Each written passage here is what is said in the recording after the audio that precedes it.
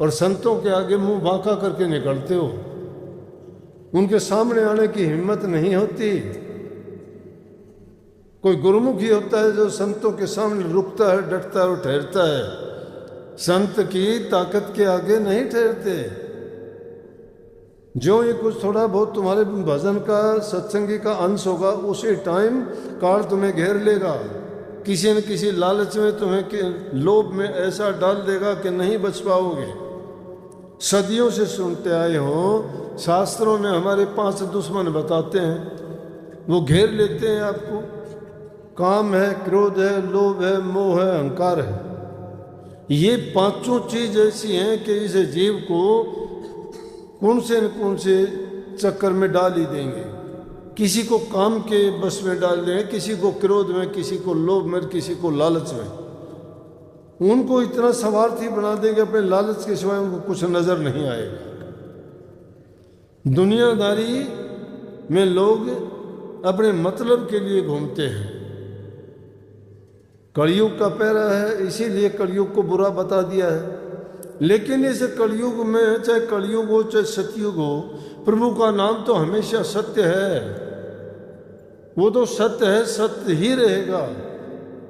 जब उस सत्य के रास्ते पर आप चल पड़े हो तो फिर आप में वो बुराइयां क्यों पनपती हैं?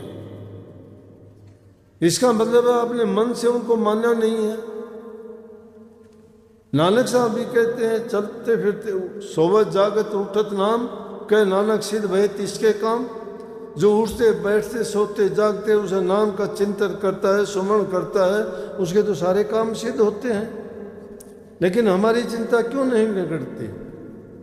क्योंकि कुछ हमारा पूर्व का लेख है, कुछ हमारे कर्म ऐसे। कर्म क्यों है कि हम कर्म इंसान के बनाना अपना काम है। जरूरी नहीं है कि हम कर्म करते हैं, हमारी इच्छा ही दूसरी होती है।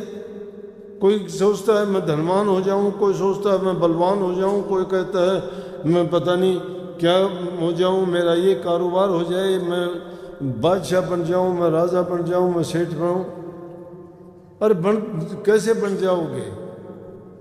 सिर्फ मन की कल्पनाओं से बनते हो कि तो कल्पनाओं में बन के बैठे रहा करो, सपने का जीवन जीते हो, ख्यालात और विचारी के लिए बना के उनमें घूमते हो।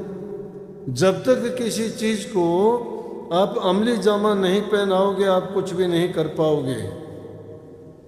जीवन बड़ा पवित्र उत्तम है, एक एक पल की बड़ी कीमत है, सांस सांस की कीमत है।